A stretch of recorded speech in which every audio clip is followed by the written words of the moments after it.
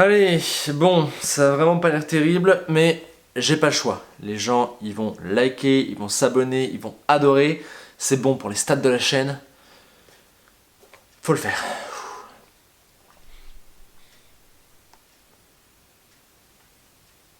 Hier à Monza se tenait la 14e manche du championnat du monde de Formule 1 2021. Attention à la phrase qui suit. Daniel Ricciardo s'est imposé devant Lando Norris pour mener un doublé McLaren devant Valtteri Bottas. Le Dépris saison 2 épisode 14, c'est parti. Bien, bonjour à tous, je suis absolument ravi de vous retrouver dans cette nouvelle vidéo pour débriefer un Grand Prix qui restera historique pour de très nombreuses très bonnes raisons. Et comme il y en a énormément, je perds pas plus de temps et on rentre direct dans les choses importantes. Déjà, commençons par le sprint qualificatif. On l'oublierait presque, mais on a eu le droit à sa deuxième édition ici à Monza. Et qu'est-ce que vous voulez que je vous dise? Personnellement, j'y suis opposé et je trouve que samedi, on a vu exactement les raisons pour lesquelles j'y suis opposé. En réalité, ce n'était pas un sprint de 18 tours, mais simplement un départ. Comme à Silverstone, la seule chose intéressante, c'est qu'au départ, il y a des gagnants et des perdants, la grille est mixée à ce moment-là, et après, le reste n'a absolument aucun intérêt. Et puis Monza est une bonne place pour un départ tendu, avec ces deux lignes qui s'enfilent dans la première chicane, il y a souvent beaucoup de mouvements, on a vu Gasly toucher Ricciardo et sortir, Leclerc gagner des places, Hamilton rater son départ, etc. etc. Mais après ça, qu'est-ce qu'on a réellement vu? On a vu une petite bataille Alonso-Vettel, on a vu Perez ne doubler qu'une voiture malgré une Red Bull beaucoup plus forte, et après on a vu des gens doubler les As en fond de peloton, mais c'est tout. Selon moi, cela s'explique par une chose simple, personne n'a intérêt à prendre de risques. Tenter un dépassement après les quelques premiers virages, ça fait pencher la balance bénéfice-risque du mauvais côté. Donc une fois le chaos des premiers virages passé, chacun gère et conserve sa position, car les points se marquent le lendemain, Gasly en a fait l'expérience. Et malheureusement, ce format en plus ne fait qu'illustrer encore plus violemment les problèmes de la Formule 1, des voitures qui ont du mal à se suivre et à se doubler, une gestion et une prise de risque trop calculées, et au final un spectacle parfois assez ennuyeux. Rajoutez à ça le fait que j'aime pas qu'on mette deux départs car je trouve que ça le désacralise un petit peu, le fait que ça enlève de l'importance à la qualification et que ça la place à un horaire un petit peu pourri, et puis toujours cette histoire de pole ou pas pole qui est vraiment grotesque et qui l'a été encore plus ce week-end avec la situation autour de Bottas, belle ironie. Donc voilà, je reste encore une fois sur mon avis initial et surtout je me demande, a-t-on réellement besoin de tout ça ? Je suis pas certain, et la saison nous a prouvé dimanche que non. Dites-moi si vous avez le même avis, personnellement je trouve que la F1 est chanceuse d'avoir eu le départ d'Alonso à Silverstone, le départ raté d'Hamilton et l'accrochage de Gasly à Monza, plus l'effet de surprise. Sans ça, le bilan des courses sprint me paraît quand même un petit peu moyen. Bon, assez parlé de choses qui mettront pas forcément tout le monde d'accord, parlons désormais d'un bonheur absolument communicatif, celui de Daniel Ricciardo, vainqueur de son 8e Grand Prix de Formule 1, plus de 3 ans après Monaco 2018. Pour parvenir à cet exploit, Daniel a déjà pu compter sur une McLaren absolument époustouflante. C'est bien simple, la MCL 35M a été une concurrente au podium tout le week-end et n'est jamais sortie du top 5. Après une excellente qualif dans le 10e de Verstappen et de Norris, le Honey Badger a pris un super départ dans le sprint et a profité du mauvais d'Hamilton, ce qui a en plus un petit peu gêné Norris, il est passé de 5e à 3e. Il a donc terminé 3e du sprint, il a pris un petit point et une belle médaille, et on se disait que le dimanche était un véritable défi pour lui. Il allait partir 2e, et au final c'était soit un grand bonheur d'un podium, voire mieux, qui pourrait le relancer, soit ça aurait été une nouvelle occasion gâchée qui aurait pu lui faire encore plus mal. Finalement, dès le départ, on a compris qu'il était dans un grand jour. Libéré de Bottas, relégué en fond de grille pour des pénalités moteurs, l'Australien va réaliser un superbe envol, tandis que Verstappen va rester un petit peu bloqué. Il va prendre la tête et le Néerlandais ne va absolument jamais pouvoir lui reprendre pendant 22 tours, jusqu'au moment où McLaren s'arrête en première pour couvrir l'undercut. Une excellente décision, Daniel serait resté devant Verstappen, mais en plus il a fallu que Red Bull rate complètement son arrêt, oui 11 secondes 1, c'est presque un record pour eux. Quelques tours plus tard, Hamilton s'arrête, lui aussi connaît un arrêt plus long, il ressort derrière Daniel, au niveau de Verstappen, et les deux s'accrochent. Oui, t'inquiète, on va en parler de Laurel et Hardy qui joue à saute-mouton, ça arrive juste après, prépare tes meilleures insultes. Enfin bref, c'est un triple coup du sort qui a aidé Ricciardo, mais qui n'est pas responsable de sa victoire, car il aurait très certainement gagné sans ça. Exceptionnel, on va simplement dire que Daniel a été le meilleur ce dimanche, ce qui est complètement incontestable.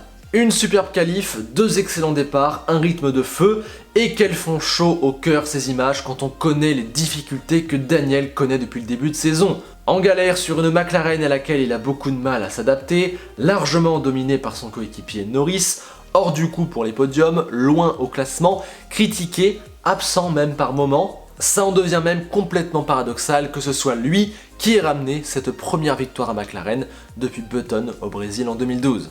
Hâte de voir le boost de confiance que ça va lui redonner, on sait qu'il marche beaucoup à ça, c'était peut-être le déclic qu'il lui fallait. En tout cas, Monza a vraiment quelque chose pour les victoires jouissives. Et puis à ce succès, il faut associer Lando Norris, qui lui aussi a été vraiment excellent tout le long du week-end, qualifié juste devant, un peu gêné par Lewis au départ du sprint, c'est peut-être ce qui lui coûte un meilleur résultat ce week-end, capable quand même de lui résister tout samedi et tout dimanche, pas dérangé par une safety car qui est tombée au mauvais moment pour lui. En vrai, lui aussi a parfaitement utilisé cette McLaren qui était une vraie roquette. Il lui a manqué peut-être les 2-3 détails, je disais notamment au départ du sprint. À un moment donné, j'ai eu peur que sur le dernier relais, les deux se livrent un duel qui aurait pu coûter cher à McLaren et mettre à mal leur très bonne entente. Mais finalement, Lando a été parfait, l'écurie a très bien géré ça et le pilote britannique a hurlé de joie dès la ligne passée. Yes, boys! Legends. We deserve that. And Troy, I hope you're happy. Well done, boys. Proud of all of you. Yeah, 1, mate. 2. Very proud of you. Proud of you. Et quelle journée historique pour McLaren, première victoire depuis 9 ans, premier doublé depuis le Canada 2010, premier doublé de la saison, 45 points marqués en un week-end, c'est le record de l'année, troisième place reprise à Ferrari, même dans leurs rêves les plus fous, ils n'auraient jamais osé rêver de ça. On l'a déjà dit plusieurs fois, mais ça vient totalement récompenser le superbe travail d'une écurie historique qui s'est totalement reprise en main depuis 3-4 ans avec Seidel et Zak Brown. Une écurie qui travaille bien, qui résiste à des soucis financiers, qui a l'état d'esprit parfait et donc qu'on adore voir gagner.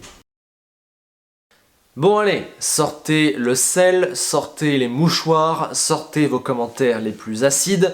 C'est enfin le moment de parler du clash de la décennie, ou plutôt du crash de la décennie, qui a vu Max Verstappen escalader Lewis Hamilton. La première chose à dire, c'est qu'Hamilton va bien, et que même si le crash n'a pas été à 300 en bout de ligne droite, le ralenti a été assez terrifiant, avec cette roue arrière droite de Verstappen qui termine sur le halo et un peu le casque d'Hamilton. Au passage, tout le monde remercie le halo et c'est totalement mérité, il a été efficace, mais je trouve que l'incident d'aujourd'hui montre pour moi le plus gros défaut du halo, ce pourquoi à la base j'étais pas trop chaud pour le mettre, c'est que je trouve que la partie au-dessus de la tête des pilotes n'est absolument pas protégée et qu'une roue qui tombe ou alors comme ça une voiture qui s'escalade peut totalement venir appuyer sur la tête du pilote. Heureusement tout va bien, j'ai pas de solution miracle, on va pas lancer un débat sur le halo aujourd'hui, mais je voulais le souligner. Bon, cet accrochage, déjà il arrive car les deux écuries ont raté leurs arrêts, Max et Lewis n'auraient jamais dû se retrouver à côté une fois les premiers tours passés, mais Red Bull a fait un arrêt d'11 secondes 1 et Mercedes de 4 secondes 2. Cela place les deux hommes côte à côte à la chicane quand Lewis sort des stands. Max réussit à se placer sur l'extérieur et fort de son élan de la longue ligne droite, est capable d'emmener beaucoup plus de vitesse. Lewis le serre, Max résiste, au virage 2 il prend les vibreurs là où il peut et la suite on la connaît. À mon humble avis, j'impute d'abord la responsabilité de l'accident à la nature du sport automobile. Les deux veulent la position, ils savent que c'est maintenant ou jamais, et ils se disputent un titre de champion du monde, il faut le rappeler. Dépasser est une chose toujours complexe, l'un arrive à pleine vitesse, l'autre non, le virage est diablement étroit et aigu, les voitures sont diablement grosses, il y a des vibreurs, tout ça se passe en moins de 3 secondes. C'est aussi ça, le sport auto, et ça arrive très souvent, quasiment dans toutes les courses. Maintenant, je suis d'accord avec le bilan des stewards qui ont donné 3 places de pénalité à Max pour la Russie. Pour moi, le néerlandais ne passe jamais devant, n'est donc pas maître du virage, et surtout, il emmène trop de vitesse. Si la Mercedes n'est pas là pour lui faire un appui, je ne sais pas s'il passe le virage 2. En tout cas, il ne pouvait jamais le passer à 2 voitures. Il était obligé d'attaquer et d'arriver très fort, je ne le blâme absolument pas pour ça, bien au contraire, mais selon moi, c'est ce qui a l'air de causer l'accrochage. Lewis le serre très très fort, évidemment, et là aussi, je ne le blâme pas. Mais Lewis réouvre la porte à l'approche du virage 2, ne le pousse pas dehors complètement, il l'emmène, il lui dicte son virage car il est devant, et il n'a pas totalement tort quand il dit qu'il a toujours laissé l'espace d'une voiture. Clairement, c'est ce qu'il a fait dans l'esprit. On voit qu'il fait l'effort de laisser de la place. Maintenant, la place, elle est quand même assez petite pour une voiture par moment. Et surtout, il envoie clairement Max sur le vibreur. Mais après, il était devant. Personnellement, je vois une manœuvre agressive, forte, normale quand on joue à titre. Mais je ne vois rien de répréhensible dans ce qu'a fait Lewis. Donc à mon sens, c'est d'abord ce qui peut arriver dans une course de sport automobile, et ensuite j'impute une responsabilité plus grosse à Max qui, selon moi, emmène trop de vitesse, n'est jamais devant et quelque part plonge au virage 2 alors qu'il arrive de trop loin. Voilà maintenant à vos avis dans les commentaires, et s'il vous plaît, essayez d'avoir un maximum de bonne foi et d'arguments comme vous l'aviez fait pour leur premier accrochage à Silverstone. Je vous fais confiance, je compte sur vous. Maintenant, cette image restera à jamais gravée dans l'histoire de la Formule 1. 2 candidats au titre qui se mettent au tapis l'un contre l'autre, quelque part c'est à la fois rare et en même temps c'est tout le sel de la Formule 1. La fin de ce championnat et leur bataille dans le futur détermineront quelle place cet accrochage va avoir dans le livre de notre beau sport. Mais voilà, ça rejoint d'ores et déjà une liste d'accrochages historiques. On pense aux accrochages entre Senna et Prost, aussi entre Rosberg et Hamilton, et puis ces images d'une voiture l'une sur l'autre sont quand même assez exceptionnelles et uniques, et elles vont rester complètement iconiques, c'est sûr. Ce week-end, Valtteri Bottas a terminé premier d'une séance de qualification et a terminé premier d'une course en ligne. Pourtant, il ne comptera ni pole ni victoire à son palmarès. C'est possible de faire plus Valtteri Bottas que ça? Non? On est sûr là, c'est bon? Il n'y a pas au-dessus. Et oui, quelle ironie, la fois où Valtteri performe comme un demi-dieu, eh bien ça ne lui rapporte quasiment rien, et ça coïncide avec le moment où il doit prendre des pénalités, mais malgré ça, le scénario de la course finit par lui bénéficier comptablement, bien qu'il sera sans doute frustré que l'accrochage entre Max et Lewis arrive la fois où il n'est pas là pour en récolter les fruits. À part ça, je n'ai trouvé que de l'excellence dans son week-end, le plus rapide vendredi, parfait samedi, plein de dépassements et sûrement encore le plus rapide dimanche. Comme l'a dit Toto Wolff, c'est le pilote des 3 jours. Voilà, c'est juste bête de devoir changer de moteur et d'être un énorme poissard, mais Valtteri a été super, Mercedes pourra d'ailleurs le remercier. Et voilà, il y a Sochi qui arrive dans 2 semaines, il va l'avoir sa victoire annuelle. L'autre numéro 2 qui a dû briller en l'absence de son numéro 1, c'est Sergio Pérez. Et encore une fois, on a malheureusement un week-end chaotique, absolument pas linéaire, où il y a un petit peu le bon et le moins bon. Le problème, c'est qu'il fait des bonnes courses, il est agressif, il fait les dépassements, mais il part toujours trop loin. Là, il s'est qualifié 9ème à 6 dixièmes et demi de Max. Il a fait un départ moyen lors du sprint où il n'a gagné qu'une place au final sur Stroll. Et du coup, dimanche, c'est trop tard. Les McLaren sont devant et en plus, elles étaient ultra fortes. Rajoutez à ça l'incident avec Leclerc à la Curva Grande où il coupe la chicane, ce qui lui vaudra 5 secondes et lui fera perdre le podium, de manière diablement injuste. Je suis absolument d'accord avec ce qu'il a dit. S'il ne coupait pas le virage, les 2 pilotes s'accrochaient. Et surtout, ensuite, il a demandé à la radio « Est-ce que je dois rendre la position ?» Les stewards ont dit que non. Et 5 tours après, ils lui ont mis 5 secondes de pénalité qui lui bousille son travail. Franchement, c'est totalement injuste et dégueulasse. Donc voilà, après malgré tout, il faudra qu'il regrette de s'être retrouvé derrière les 2 McLaren en qualif, ou en tout cas beaucoup trop loin de Max, une nouvelle fois. Ça coûte au final des gros points et peut-être même une victoire. Venons-en aux locaux, les 2 Ferrari, et commençant par Leclerc, qui a, encore une fois j'ai envie de dire, été absolument parfait, je vais même dire le fond de ma pensée. Je pense qu'il ne lui a manqué qu'un moteur, mais que s'il l'avait eu, c'était peut-être lui qui remportait cette course. Dans une qualif troublée par des soucis techniques, il perd la position derrière Sainz pour même pas un demi-dixième, mais il la retrouve le lendemain au départ et il ne la lâchera plus. Avec son superbe rythme, il est arrivé à suivre Lando et Lewis tout le long du week-end et à décrocher Sainz.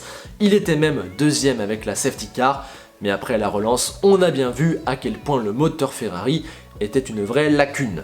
Encore dommage, malgré lui, il a décrit son week-end comme une de ses top 5 performances en Formule 1, et j'avoue qu'il a peut-être raison.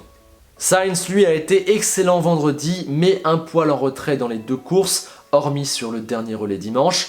Malgré ce petit retard sur Leclerc et son crash en FP2, on peut saluer sa capacité à ramener constamment des points, et ce à distance ultra respectable de Charles Leclerc.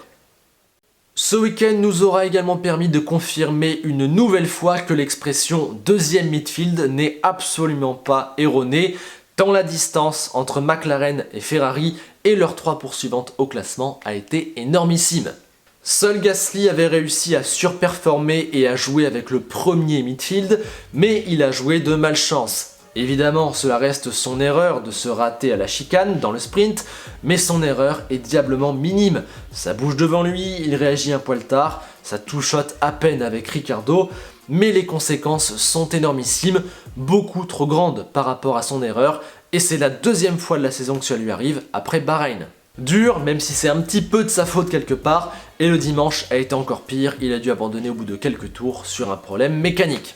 Son copain Yuki connaîtra le même sort en pire dimanche, ne pouvant même pas prendre le départ, et il a indiqué que c'était à cause du même problème qu'à Zandvoort, ce qui n'est absolument pas rassurant pour AlphaTauri. À part ça, le japonais souffrait encore de la comparaison avec Gasly, avait bêtement raté la Q2 pour des questions de track limit, mais avait gagné des places lors du sprint et aurait peut-être bénéficié d'effets de course. Voilà, le parcours d'un rookie. Comme il l'a dit lui-même, il lui faut accumuler les kilomètres et malheureusement il n'a pas pu dimanche. En tout cas pour AlphaTauri, ce double abandon fait vraiment tâche et il est rude au classement. En plus, je suis certain que Gasly aurait pu profiter du chaos pour tirer son épingle du jeu. Heureusement que les autres derrière n'ont pas pris trop de points. Alpine en a pris 5 et au final c'est pas énorme et c'est surtout dû à un manque de performance. Les deux voitures étaient 13e et 14e en qualif, elles terminent 8e et 10e malgré plusieurs abandons. Voilà, c'était ça leur niveau, comme l'ont dit les deux pilotes. Ils ont eu du mal à trouver de la performance sur cette voiture, ça a été un week-end compliqué pour l'écurie. Alonso a arrivé une nouvelle fois à sortir les 2-3 trucs qu'il faut pour surperformer et aller chercher un maximum de points. Esteban a été un petit peu en retrait, mais comme Sainz avec Leclerc, il arrive à être à une distance très respectable de son coéquipier et il marque le dernier point qui, mine de rien, est important pour Alpine. On note au passage un mouvement pas très bien sur Vettel, mais ça arrive. Enfin, dans ce deuxième midfield, Aston Martin marque des points pour la deuxième fois lors des 5 derniers Grands Prix, en ne comptant pas Spa-Francorchamps, et c'est largement dû à une voiture un petit peu meilleure, aidé certainement par le très bon moteur Mercedes, et puis c'est dû à Lance Stroll. Le Canadien termine juste derrière Vettel en qualif, mais fait un gros coup au départ du sprint. Pendant que l'Allemand n'arrêtera pas de connaître des déconvenues dans ses batailles en piste et dégringoler durant le week-end, Lance restera dans le top 10 et termine à une plus qu'honorable 7ème position, c'est largement positif. Juste derrière eux, les week-ends se suivent et se ressemblent pour Williams et pour Alfa Romeo. D'un côté, l'écurie britannique se retrouve dans les points pour la 3e fois en 4 courses. Incroyable quand on voit qu'avant ça, ils n'arrêtaient pas de jouer de malchance avec ce fameux top 10. Vraiment, la puissance des déclics en Formule 1 est terrifiante. Les 2 points du jour sont inscrits par Russell, très bien, mais à mon humble avis, c'est Latifi qui a fait le meilleur week-end des deux. Ils ont un temps quasiment similaire en qualif. Latifi fait un gros coup dans le sprint pendant que Russell rate totalement son départ. Il était dernier à la Curva Grande dans le premier tour du sprint.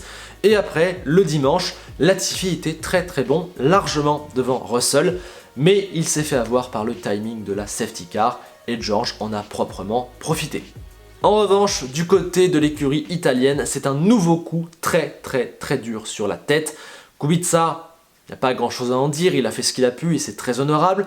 Giovinazzi, lui, avait été excellent. Il avait offert une nouvelle opportunité de points en atteignant la Q3, en faisant un sprint splendide. Il partait 7ème dimanche. En plus, il a fait un départ de feu, il a passé Sainz, il a menacé Charles Leclerc pour la 5e place, et puis, il s'est un petit peu raté à la Curva Grande, il a pris le vibreur, en revenant en piste, il y avait le Sainz derrière lui, les deux se sont touchés car Giovinazzi revient un petit peu n'importe comment sur la piste et serre trop fort. Voilà, week-end ruiné, et encore une fois, 0 point pour Alfa Romeo. Concernant l'incident, j'ai tendance à penser que c'est la faute d'Antonio. Il sort de la piste, il revient n'importe comment alors qu'il y a une voiture à sa hauteur. Malgré tout, il peut pas forcément très bien voir Sainz, il y a l'adrénaline du départ, il n'a pas d'autre choix que de revenir sur la piste. Bon, c'est tendu, donnez-moi votre ressenti. Et terminons par les As qui nous ont encore une fois offert un petit clown show grâce à Mazepin qui a plongé n'importe comment sur Schumacher à la Curva Grande et qui a réussi à quand même à terminer derrière lui et à multiplier les erreurs à plusieurs moments. Le Russe a au moins le mérite d'avoir reconnu son erreur, mais en disant « c'était ma faute, mais un petit peu comme un incident de course ». Allez voir son interview, elle est légendaire. En tout cas, nouveau week-end misérable pour As, évidemment. Ça termine en plus sur un problème mécanique pour Mazepin. Mick Schumacher, lui, m'a semblé maximiser tout ce qu'il pouvait maximiser. Voilà, malheureusement, ces 2 courses ont été gâchées. Le samedi par le spin de Kubica, le dimanche par son propre coéquipier. Passons maintenant au classement. Max a repris 2 points sur Lewis et porte son avance à 5 longueurs. Gros coup de Bottas et Norris qui ont tous les deux marqué 18 points ce week-end. Leclerc continue de grappiller doucement sur Checo. Sainz est là. Ricciardo a marqué le plus de points sur un Grand Prix sur l'ensemble de sa carrière avec 27. Et du coup, il double Pierre Gasly. Dans la deuxième partie de tableau, on a Stroll qui atteint 24 points et Russell qui atteint 15 points. Au constructeur, Mercedes peut remercier Bottas, grâce à qui elle prend 6 points de plus que Red Bull et porte son avance à 18. McLaren a mis 45 points, Ferrari en a mis 20, l'écurie britannique passe devant pour 13,5 longueurs. Et enfin, Alpine prend un plus 5 sur AlphaTauri, ce qui ne fait jamais de mal dans ce deuxième midfield.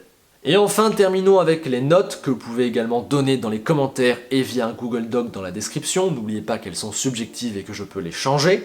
20 sur 20 pour Ricciardo qui combine l'exceptionnel et l'irrationnel, 19,5 pour Bottas, parfait de A à Z, son seul tort c'est d'avoir eu un vieux moteur et peut-être d'avoir un petit peu raté son mouvement sur Perez, mais bon, 19 pour un parfait Leclerc, 18,5 pour un excellent Norris, mais qui a malheureusement manqué 2-3 détails, d'habitude il fait la diff face à Ricciardo, là ça n'a pas été le cas, 16,5 pour Stroll, 16 pour Sainz, les deux ont été très bons, 15,5 pour Latifi, 15 pour Perez et Alonso, les trois ont connu des week-ends très différents, mais voilà où j'en arrive. 13,5 pour Russell qui n'a pas été flamboyant, mais qui marque 2 points pour Williams quand même. 13 pour nos 2 escaladeurs qui n'étaient pas au top de leur forme et qui finissent avec 0 points. 12,5 pour Ocon qui a été un petit peu sur le back foot même s'il marque 1 point. 12 pour le trio Vettel, Giovinazzi et Schumacher qui est dur à noter. 8 pour Mazepin qui a encore fait du Mazepin, et les 2 AlphaTauri sont non notés. Côté équipe, forcément c'est le 20 sur 20 pour McLaren, un très beau 17 pour Ferrari qui fait 4 et 6 alors qu'ils ont peut-être le plus mauvais moteur de la grille et qu'ils avaient la pression sur leur week-end à domicile, c'est très propre. 15 pour Red Bull et pour Mercedes, les 2 meilleures écuries, mais pas ce week-end pour un tas de raisons.